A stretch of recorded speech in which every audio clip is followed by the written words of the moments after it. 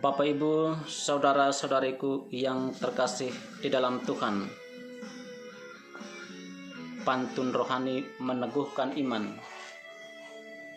edisi Senin 7 Desember 2020, kini hadir kembali bersama saya, Maksi Sihabib, dan pantun-pantun rohani inilah hasil permenungan yang saya buat. Saya mengawalinya dengan membaca sabda Tuhan yang diambil dari Injil Lukas bab 5 ayat 17 sampai dengan 26. Pada suatu hari ketika Yesus sedang mengajar, ada beberapa orang Farisi dan ahli Taurat duduk mendengarkannya. Mereka datang dari semua desa di Galilea dan Yudea dan dari Yerusalem. Kuasa Tuhan menyertai Yesus sehingga ia dapat menyembuhkan orang sakit. Maka datanglah beberapa orang mengusung seorang lumpuh di atas tempat tidur. Mereka berusaha membawa dia masuk dan meletakkannya di hadapan Yesus.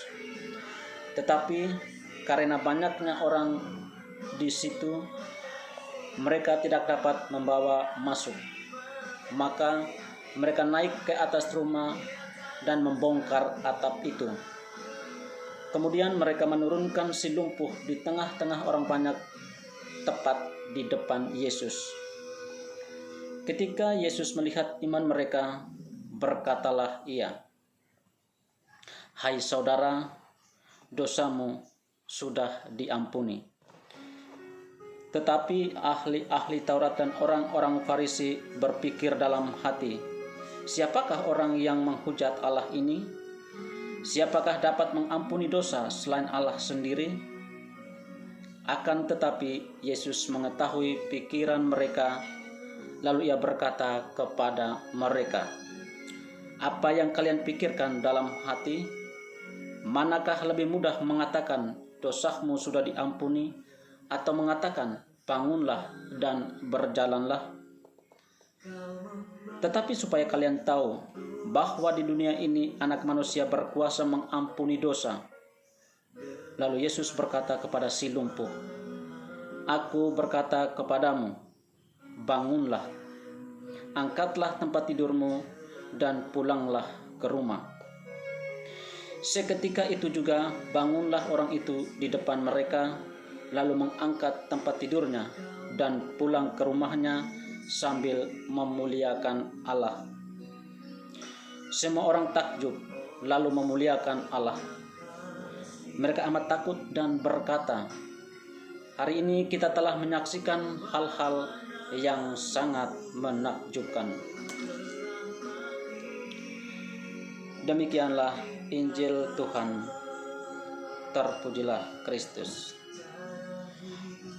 Bapak Ibu, saudara-saudariku yang terkasih, pencinta pantun rohani, kini saya akan membawa sebuah permenungan dari hasil refleksi atau permenungan dari bacaan Injil yang barusan kita dengar hari ini, dan saya rangkumnya ke dalam sebuah pantun-pantun rohani yang akan diperdengarkan kepada kita. Berangkat Sabtu ke rumah paman, alamatnya persis di Jalan Suropati. Iman bertumbuh dari pendengaran, maka dengarkan selalu suara hati. Libur panjang ke tempat pemandian, rencana pergi ke daerah Songgoriti. Iman tak diimbangi dengan perbuatan. Pada hakikatnya imanmu akan mati. Memancing di danau, membawa kail, ku membawa bekal sebungkus roti. Praktekkan hidup dalam terang Injil, membuat hidupmu semakin berarti. Berencana pergi, tetapi jalannya tutup.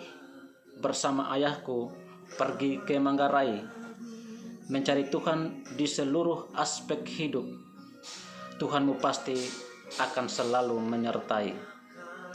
kecamatan kami yaitu Keo Tengah. Banyak rakyatnya di tempat rantauan. Secara total berserah kepada Allah. Kamu kan dijadikan sebagai utusan.